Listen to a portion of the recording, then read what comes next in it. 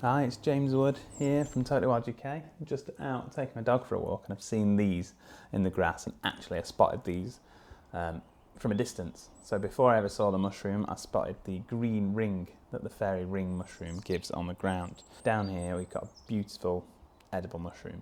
It's called fairy ring champignon, the fairy ring mushroom. As you can see, grown in this ring here. And it's something that can kind of grow throughout different parts of the year. You often find this, documented as grown in spring, but now we're quite late in the year, so we've gone through summer and we're in September now, so things have started to die away, or things are getting a bit colder and a bit more damp. But this year we've had a late hot spell, and we're almost having a second spring. We're starting to see a lot more greenery coming up as well. Anyway, let's take a look at these. We often find them in lawns, meadows, have been documented as growing in sand dunes as well. But the most common place I find these is in, parks like this where I take the dog for a walk. Sometimes I'll see them in farmers' fields if they've been untreated. But yeah, like I say, the ring is the first thing I see.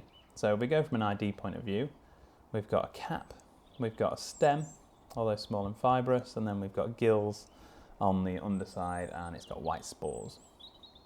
So if we start looking at the cap's buff, tan in colour. When it's really young, it's quite bell-shaped, and then as it flattens out, as it gets older, it'll start to flatten out.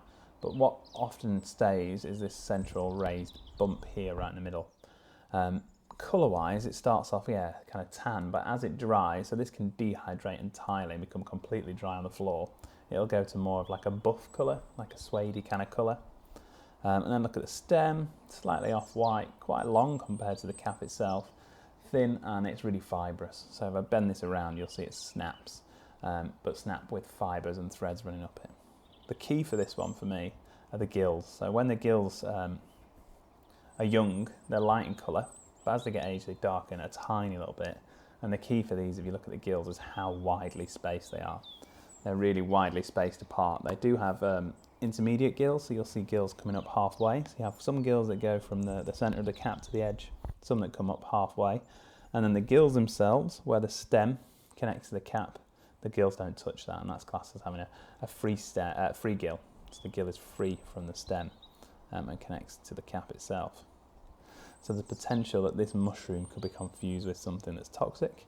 It's called the fool's funnel, and the key is that the fool's funnel, which is in the funnel family, also does grow in rings at a similar time of year, and the gills of the fool's funnel are decurrent, so those gills run down the stem. So they actually connect to the edge of the cap and run down the stem, instead of these ones which are free. There's a couple of other little brown jobbies, so LBJs, little brown jobby mushrooms, small mushrooms that could potentially be confused with the fairy rings as well. But the key for those is you can see the gills on the fairy ring are widely spaced. Most of the other LBJs have tightly packed gills, so those gills will be really tight together. From a food point of view, this one's really interesting. So I mentioned before that it can dry out entirely on the ground. So if it's hot, this will dehydrate entirely, but it has sugars in it. So when it starts to rain again, it'll be able to hydrate properly and it'll come back to life, so that the heat doesn't actually kill the mushroom.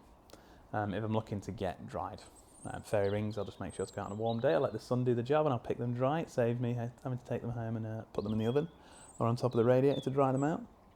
And these sugars that help it do that also add to some of the flavour, and it gives it slightly sweet flavour. So I often use this for making sauces. So if I'm doing like a white sauce and I'm going to serve that with fish, I'll fry up these mushrooms and put it into that sauce. It adds, like a slightly sweet, light mushroomy flavour to it, which is really nice. Ultimately, you can chuck it into any mixed mushroom dish. It's really good. Something a bit more out there, I guess, is fairy ring champignon cookies, which are really nice. So you make your basic cookie dough, blend these up when they're dry and add it in as a substitute to the flour. But a great one to see from a distance and a great one to get used to, fairy ring champignon, this mushroom just down here.